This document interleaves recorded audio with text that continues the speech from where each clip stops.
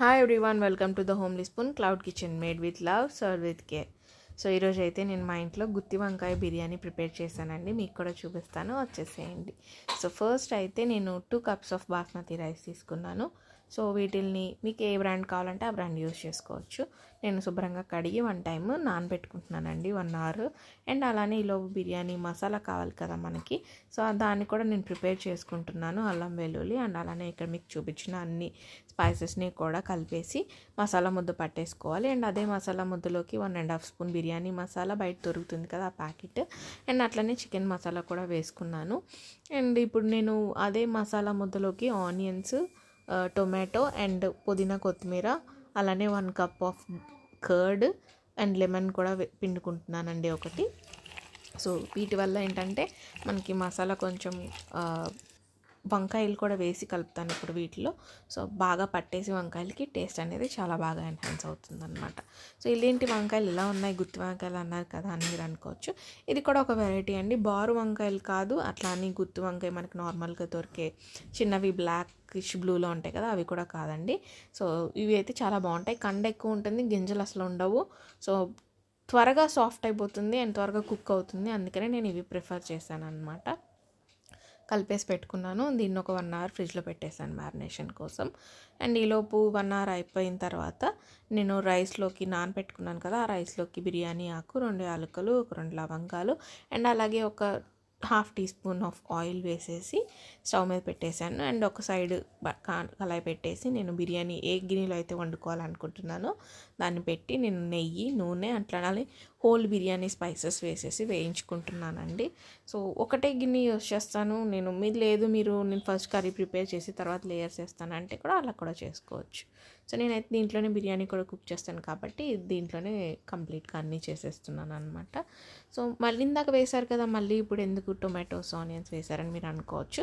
నాకు బిర్యానీ మసాలా కొంచెం ఎక్కువ కావాలి, డబల్ మసాలా లాగా కావాలి. సో అందుకనే నేను ఇంకొక ఆనియన్, టొమాటో వేసుకున్నాను అనమాట. మీకు అవసరం లేదంటే స్కిప్ చేసేయచ్చు. సో అట్లనే ఇప్పుడు నేను 1 hour మ్యారినేట్ చేసి పెట్టుకున్న వంకాయ మసాలా ముద్దను కూడా వేసేసి చక్కగా కుక్ చేసుకుంటున్నానండి. సాఫ్ట్ అయిపోయేంత వరకు కూడా కుక్ చేయాలి మూత పెట్టేసి. సో ఈలోపు పక్కన రైస్ కూడా ఉడుకుతూ ఉంటుంది. ఏది కూడా హైలో చేయొద్దండి, అన్నీ కూడా సిమ్లో ప్రిపేర్ చేసుకోవాలి. నేను ఫ్రైడ్ ఆనియన్స్ ప్రిపేర్ చేసి పెట్టుకున్నాను. అండ్ ఈ ఫ్రైడ్ ఆనియన్స్ ప్రిపేర్ చేసుకునే టైంలో నాకు చక్కగా వంకాయలు మగ్గిపోయినాయి. And at the same time gravy కూడా చక్కగా థిక్గా దగ్గరికి వచ్చేసింది. అండ్ ఒక సైడ్ రైస్ కూడా ఉడికిపోతూ ఉందండి. సో 70% కుక్ అయ్యేంత వరకు డెఫినెట్గా వెయిట్ చేయాలి. 70 to 80% అవ్వచ్చు. మనం మెతుకు ఇట్లా ముట్టుకొని చూస్తే ఒక చిన్న ఉండాలి, కొంచెమే ఉండాలన్నమాట గట్టిగా. మిగతా అంతా కూడా పలుకు అనేది కొంచెమే ఉండాలి, మిగతా అంతా కుక్ అయిపోయి ఉండాలి. సో నాకు 70% రైస్ కుక్ అయిపోయింది. అండ్ ఒక పక్కన బిర్యానీ మసాలా కూడా అయిపోయింది కాబట్టి లేయర్స్గా వేసేసుకుంటున్నాను. సో చూడండి, నేను లేయర్స్ అంటే కర్రీతో వేసుకుంటారు కొంతమంది, నేనైతే కర్రీ కిందే ఉంచేసాను. లేయర్ ఏం వేస్తానంటే ఫస్ట్ లేయర్ వేసిన తర్వాత ఫ్రైడ్ ఆనియన్స్ అండ్ అలానే పుదీనా, కొత్తిమీర వేసుకుంటున్నాను. అట్లనే ఇంకొక లేయర్ ఫ్రైడ్ ఆనియన్స్, పుదీనా, కొత్తిమీర వేసుకుంటాను. సో నార్మల్గా పుదీనా, కొత్తిమీర తినమంటే ఏదైనా కర్రీలో వేస్తే యూజువల్గా ఇష్టపడరు, బట్ బిర్యానీలో అయితే కలిపేసుకొని తినేస్తారు కాబట్టి నేను ఎక్కువ ఇదే యూజ్ చేస్తున్నాను అనమాట.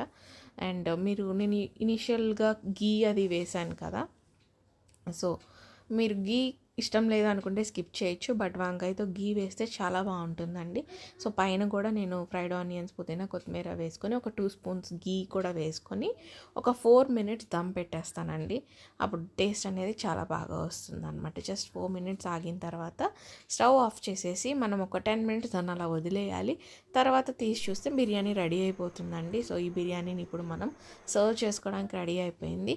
ఎక్కడా కూడా మెతుకులు విరిగిపోవడం కానీ లేదంటే మెత్తగా అయిపోవడం కానీ అనేది జరగదు. చాలా చక్కగా పొడిలాడుతూ. సో నాకు మసాలా ఎక్కువ కావాలి కాబట్టి చూసారా, నేను మసాలా ఎక్కువ వేసుకున్నాను. సో కింద నుంచి తీసి సర్వ్ చేసేసుకుంటున్నాను అనమాట. వంకాయలు చాలా బాగా కుక్ అయినాయండి, చాలా సాఫ్ట్గా. అండ్ ట్రస్ట్ మీ, టేస్ట్ కూడా చాలా బాగుంటుంది. మీరు కూడా ఇంటి దగ్గర పిల్లలకి చేసి పెట్టండి, ఎప్పుడైనా చాలా బాగా ఇష్టంగా తింటారు. అండ్ అలానే మా క్లౌడ్ కిచెన్లో చాలా రకాల స్వీట్స్, స్నాక్స్, కారపళ్ళు, పచ్చళ్ళు అవైలబుల్ ఉన్నాయండి. మీరు కూడా ఒకసారి చూసి వాట్సాప్లో ఆర్డర్ పెట్టేసుకోండి. Thanks for watching.